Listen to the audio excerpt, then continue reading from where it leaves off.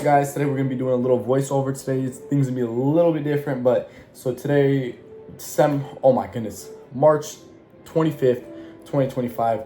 Basically, got a little off white, a little.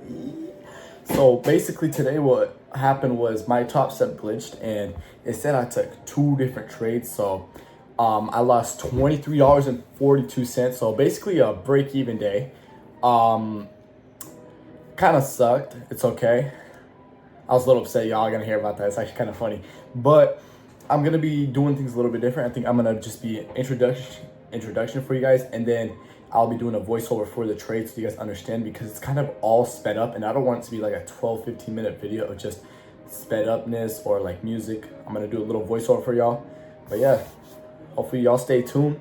Subscribe, hit that like button, because we gotta get our likes up. We preach the sauce. Discord link in the bio if y'all want to join. Let's get it. All right, so basically over here in this trade, I was basically looking for, over here on the 4-hour time frame, I was looking for 515 to be met as my draw liquidity for the day.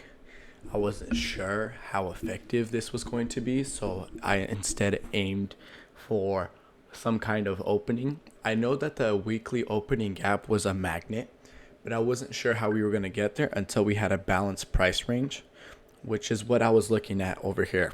So weekly gap was our biggest interest. And then these 1 hour PD arrays that I'm looking at was a breaker block and then a fair value gap that I was marking out, that I was kind of very interested about. The blue box, the teal box is our weekly gap, which I wanted to have marked out so that I didn't forget it. But I also realized that once we had that weekly gap, it was nice to take just note of. And so 4 hour, I was aiming for 515, 525 at most. Aim for 515. I did look at the bullish fair value gap over here, and I did notice that we were constantly replacing back in and out, which was very nice. So my area of interest was first about 352. I was more bullish because I didn't see a reason why to go bearish, but I knew that weekly gap was going to soon get taken in sooner or later. But that huge fair value gap was not just a 4 hour, not a daily, but a weekly. So I was more cautious about it, and I wanted to see the weekly get tapped into to go to the new weekly opening gap to start continually go higher, which is really nice. So at this point, I'm about waiting for price to fluctuate. At this point now, I'm just kind of waiting for price to fluctuate. I'm not 100% sure where we want to aim for, whether it be that immediate low or if we're going to, create an SMT turtle soup at those highs. I wasn't 100% sure, but all that I knew that was we were looking for some kind of area or place to fluctuate on, and that's kind of what I was waiting for. So I took this entry off of this bullish market structure shift, but what I was not seeing was that bearish order block that was there. But the reason why I wasn't sincere on that bearish order block holding was because we didn't have a certified reason why we should push down or why we should continue going up, because the reason to go continuously up was either we created market structure shifts, so I wasn't expecting that fair value gap to be filled.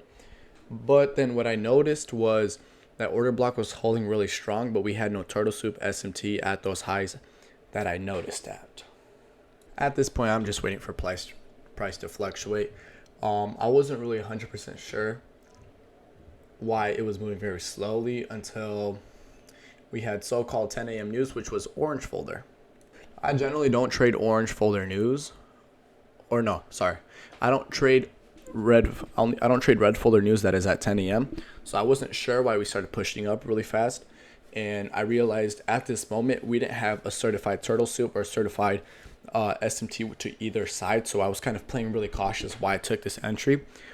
This in my tier book, I would say, is a B tier trade because we didn't have any type of confirmation besides that market structure shift, which was kind of working at the moment, but towards the draw liquidity, I don't think we were meant to go there until we had some kind of retracement and then a reasonable entry such as turtle soup SMT, which happened later on in the day, but it is okay. So about here is when I got stopped out. So I was confused why I got stopped out. I was looking at it. I was like, I didn't take two trades. But then what I realized is when you execute, that is considered a trade on Topstep. And I generally like to scale in if you've seen some of my YouTube videos. And as soon as I hopped out, we had 10 a.m. news going crazy. So it was orange folder, but apparently it was super effective that it wicked up like crazy and then wicked down. So I was just in general shocked, a little upset because I was like, man, I would have banked. But then I looked at it and I was like, I wouldn't have banked jack squat. I mean, look at that. It wicked, but it didn't even go close to my take profit. Maybe 20, 30 points off. But yeah, that's about it. Something simple, something light. It's always good to make sure you journal that, take your trades, follow your rules.